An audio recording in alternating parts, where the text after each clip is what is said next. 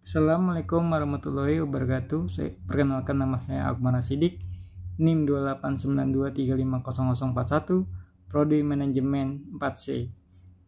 Ingin mempresentasikan UTS Sumber Daya Manusia dengan dosen pembimbing Bapak Dr. Andes Sugeng Prayatno SEMM.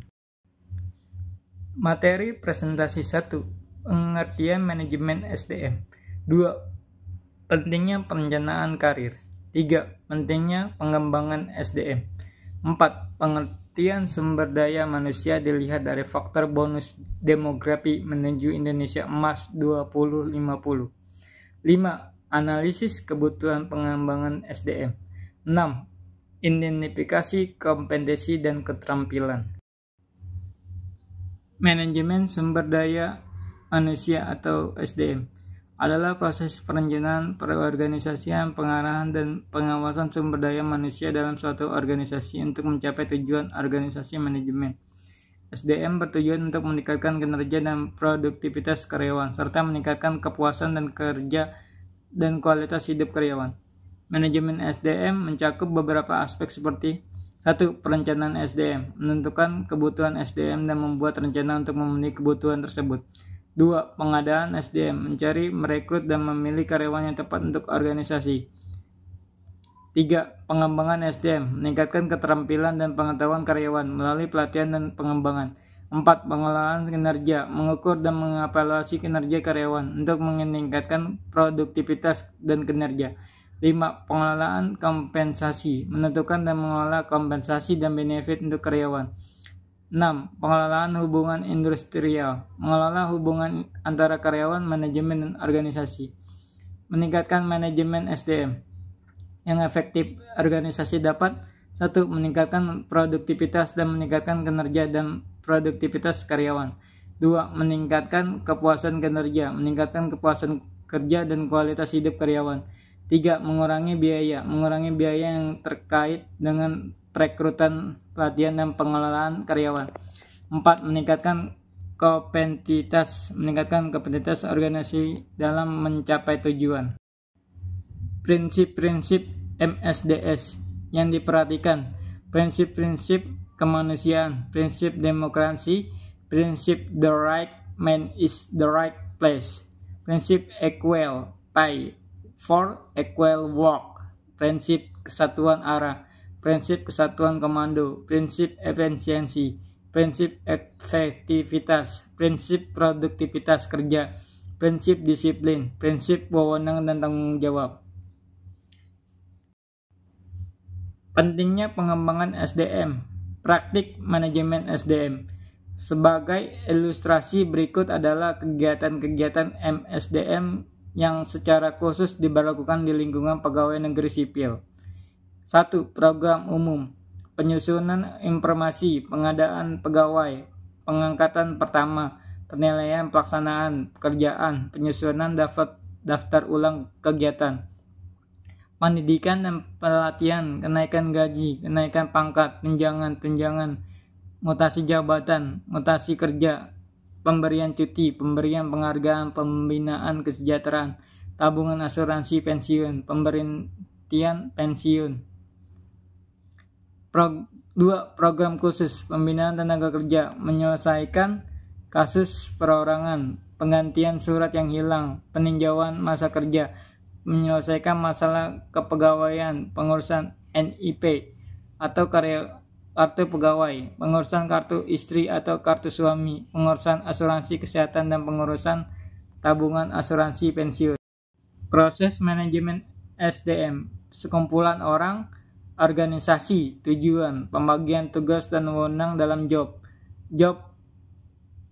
analysis, job description, job specification, job evaluation, sistem kompensasi, perencanaan SDM, perekrutan, seleksi, penempatan, orientasi, pelatihan dan pengembangan, penilaian kerja, perencanaan karir atau promosi, mutasi atau demosi, pemutusan hubungan kerja.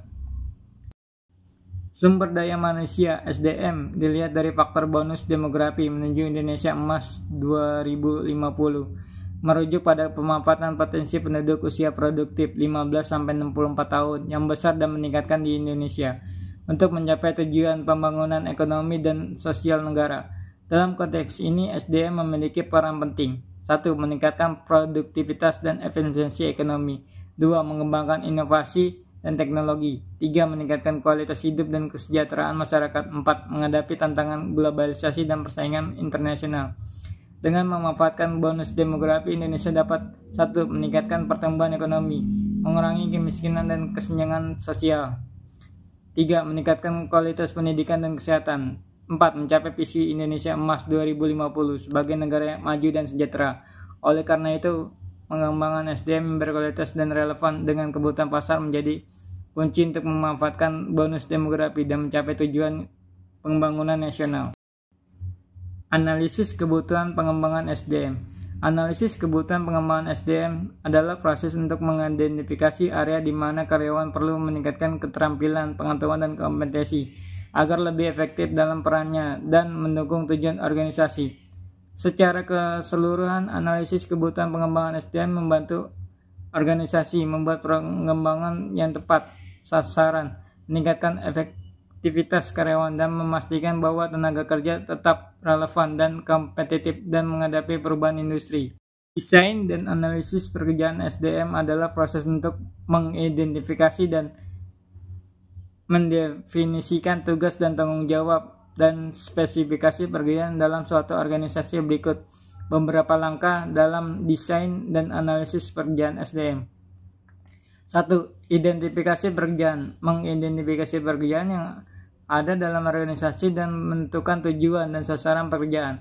2. Pengumpulan data. Mengumpulkan data tentang pekerjaan termasuk tugas dan tanggung jawab dan spesifikasi pekerjaan. 3. Analisis pekerjaan. Menganalisis data yang dikumpulkan untuk menentukan karakteristik kerjaan seperti tingkat kesulitan, tanggung jawab, dan keterampilan yang dibutuhkan. 4. Desain pekerjaan. Mendesain pekerjaan yang efektif dan efisiensi termasuk menentukan tugas dan tanggung jawab dan spesifikasi pekerjaan. 5. Dokumentasi pekerjaan. Mendokumentasi analisis dan desain pekerjaan dalam bentuk deskripsi pekerjaan dan spesifikasi pekerjaan. Manfaat desain dan analisis pekerjaan SDM adalah 1. Meningkatkan efisiensi. Meningkatkan efisiensi pekerjaan dengan menentukan tugas dan tanggung jawab yang jelas. 2. Meningkatkan produktivitas. Meningkatkan produktivitas karyawan dengan memberikan pekerjaan yang sesuai dengan keterampilan dan kemampuan mereka. 3. Mengurangi kesalahan. Mengurangi kesalahan dan kecelakaan kerja dengan menentukan prosedur dan standar pekerjaan yang jelas. 4. Meningkatkan kepuasan kerja. Meningkatkan kepuasan kerja karyawan dengan memberikan pekerjaan yang menantang dan sesuai dengan minat mereka.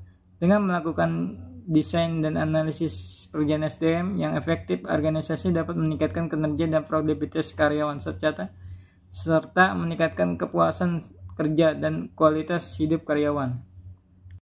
Identifikasi kompetensi dan keterampilan.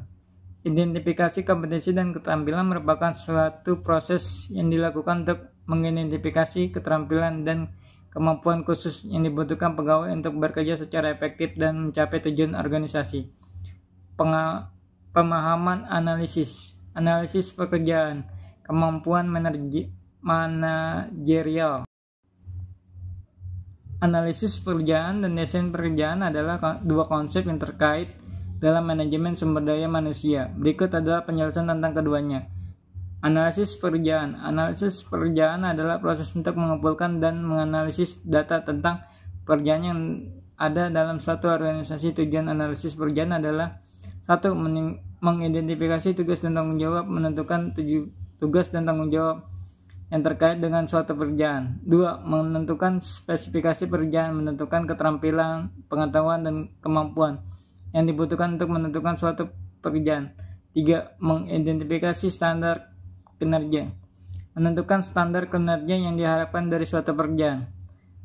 Desain pekerjaan. Desain pekerjaan adalah proses untuk menciptakan pekerjaan yang efektif dan efisiensi. Tujuan desain pekerjaan adalah untuk 1. Mengoptimalkan kinerja karyawan dengan memberikan pekerjaan yang sesuai dengan keterampilan dan kemampuan. 2. Meningkatkan kepuasan kerja. Meningkatkan kepuasan kerja karyawan dengan memberikan pekerjaan yang menantang dan sesuai dengan minat mereka.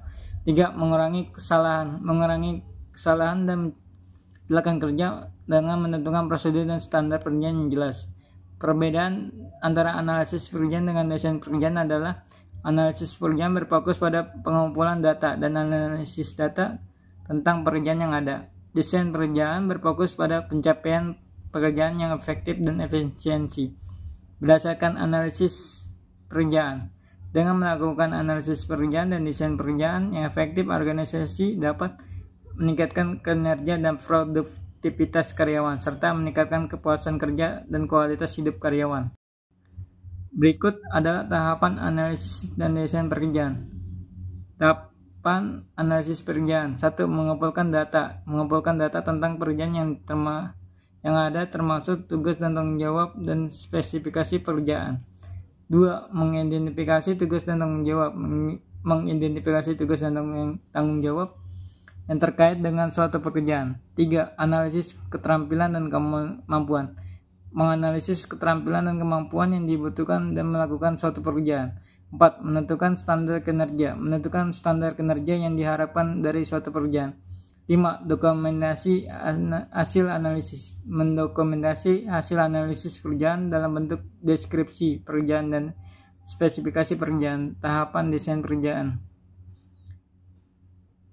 Tahapan desain pekerjaan. 1. Penentuan tujuan. Menentukan tujuan pekerjaan dan sasaran yang ingin dicapai. 2. Pengembangan struktur pekerjaan. Mengembangkan struktur pekerjaan yang efektif dan efisiensi. 3. Penentuan tugas dan tanggung jawab. Menentukan tugas dan tanggung jawab yang terkait dengan suatu pekerjaan. 4. Mengembangkan prosedur dan standar. Pengembangan prosedur dan standar pekerjaan yang jelas dan efektif. 5. Pengujian dan evaluasi. Menguji dan mengevaluasi desain pekerjaan untuk memastikan bahwa pekerjaan tersebut efektif dan efisiensi. Dengan melakukan tahapan analisis dan desain pekerjaan yang sistematis, organisasi dapat menciptakan pekerjaan yang efektif dan efisiensi serta meningkatkan kinerja dan produktivitas karyawan. Perekrutan SDM atau sumber daya manusia adalah proses mencari, memilih, dan merekrut karyawan yang tepat untuk suatu perusahaan atau organisasi. Berikut adalah beberapa langkah dalam proses perekrutan SDM. 1. Perencanaan perekrutan. Menentukan kebutuhan karyawan dan membuat rencana perekrutan. 2. Mengumpulkan informasi. Mengumpulkan informasi tentang lowongan pekerjaan dan kualifikasi yang dibutuhkan. 3. Pemasangan iklan. Memasang iklan lowongan pekerjaan melalui berbagai saluran seperti media sosial, situs web, dan lain-lain. 4. Seleksi. Memilih kandidat yang sesuai dengan kualifikasi dan kebutuhan perusahaan. 5. Wawancara. Melakukan wawancara dengan kandidat yang terpilih untuk mengetahui lebih lanjut tentang kualifikasi dan pengalaman mereka. 6. Pengujian. Melakukan pengujian untuk mengetahui kemampuan dan keterampilan kandidat. 7. Penawaran. Menawarkan pekerjaan kepada kandidat yang terpilih. Tujuan perekrut SDM. 1. Mencari karyawan yang tepat. Mencari karyawan yang memiliki kualifikasi dan pengalaman yang sesuai dengan kebutuhan perusahaan. 2. Meningkatkan kinerja. Meningkatkan kinerja perusahaan dengan merekrut karyawan yang berkualitas. 3. Mengurangi biaya. Mengurangi biaya perekrutan dengan menggunakan metode perekrutan yang efektif. Faktor yang mempengaruhi perekrutan SDM. 1. Ketersediaan kandidat. Ketersediaan kandidat yang berkualitas dan sesuai dengan kebutuhan perusahaan. 2. Kompetisi. Kompetisi dengan perusahaan lain dalam merekrut karyawan yang berkualitas. 3. Kebijakan perusahaan. Kebijakan perusahaan tentang perekrutan seperti kebijakan tentang keberagaman dan inklusi. Dengan melakukan proses perekrutan SDM yang efektif, perusahaan dapat merekrut karyawan yang berkualitas dan meningkatkan kinerja perusahaan. Kesimpulan presentasi. Kesimpulan perencanaan dan pengembangan SDM sangat penting untuk mengembangkan sumber daya manusia yang berkualitas dan berdaya saing tinggi individu dan mengarahkan jalur karirnya menuju pencapaian tujuan profesional. Melalui perencanaan yang jelas. Sedangkan organisasi dapat terus meningkatkan keterampilan dan kompetisi karyawan melalui pengembangan SDM. Bersama-sama kedua faktor ini menumbuhkan lingkungan kerja yang produktif, mudah beradaptasi, dan inovatif. Sekian dulu dari saya atas presentasi UTS Manajemen Sumber Daya Manusia. Saya ucapkan mohon maaf apabila ada kata-kata yang salah. Saya ucapkan terima kasih. Sekian dari saya. Assalamualaikum warahmatullahi wabarakatuh.